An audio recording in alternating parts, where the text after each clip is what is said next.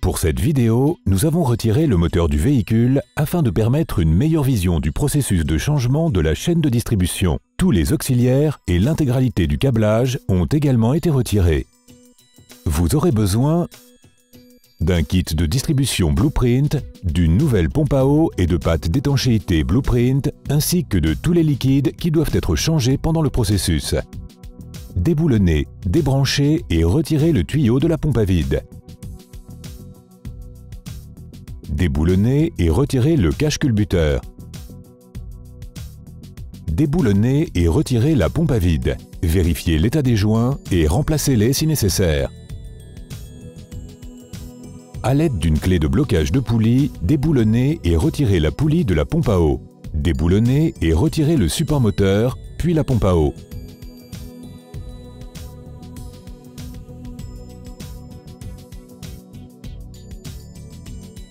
Vous devez ensuite mettre le cylindre numéro 1 au point mort haut.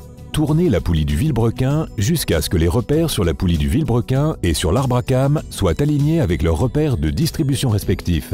À l'aide d'une clé de blocage de poulie, desserrez la vis de fixation de la poulie du vilebrequin et retirez la poulie. Puisqu'il s'agit d'une poulie de type amortisseur de vibration en torsion, vérifiez si elle présente des marques d'usure ou de détérioration et remplacez-la si nécessaire. Vous pouvez à présent retirer le carter de distribution dans lequel se trouve aussi la pompe à huile. Retirez ensuite l'ensemble tendeur de chaîne ainsi que le rail tendeur de chaîne de distribution. Déboulonnez et retirez le guide de chaîne de distribution.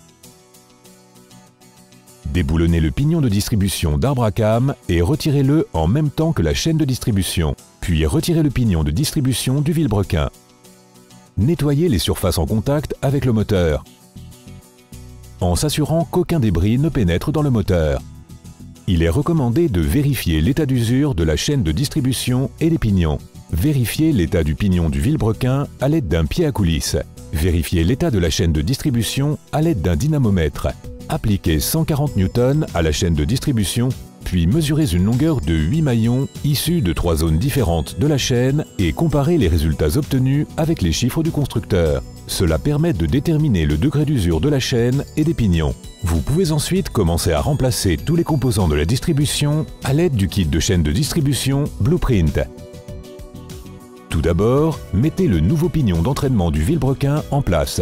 Puis, mettez le nouveau pignon d'arbre à cames et la chaîne de distribution en place en même temps. Il est important de s'assurer que les repères de distribution de l'arbre à cames et du pignon du vilebrequin sont alignés avec les maillons dorés de la chaîne de distribution. Vous pouvez maintenant mettre en place le nouveau guide de chaîne de distribution, le rail tendeur et l'ensemble tendeur.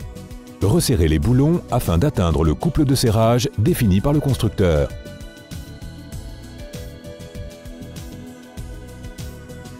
Retirez l'axe de l'ensemble tendeur de chaîne. Remplacez les joints toriques de la pompe à huile. Nettoyez les surfaces en contact avec le couvercle de la chaîne de distribution et mettez le nouveau joint d'étanchéité du vilebrequin en place.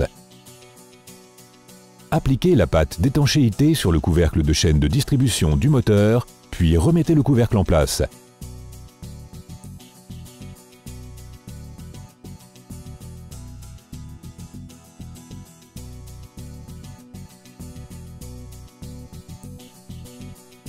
Vérifiez l'état d'usure et de détérioration de la pompe à eau d'origine et remplacez-la si nécessaire. Après avoir remis la pompe en place, resserrez les boulons afin d'atteindre le couple de serrage défini par le constructeur. Remettez le couvercle du carter de distribution en place.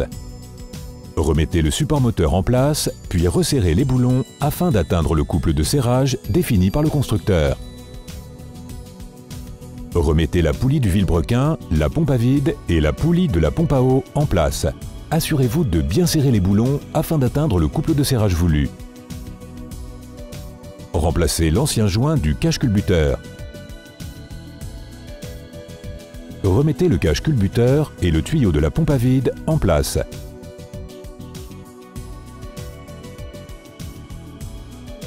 Remettez les accessoires du moteur en place. Assurez-vous d'avoir bien remplacé le filtre à huile et l'huile moteur à l'aide du bon type d'huile.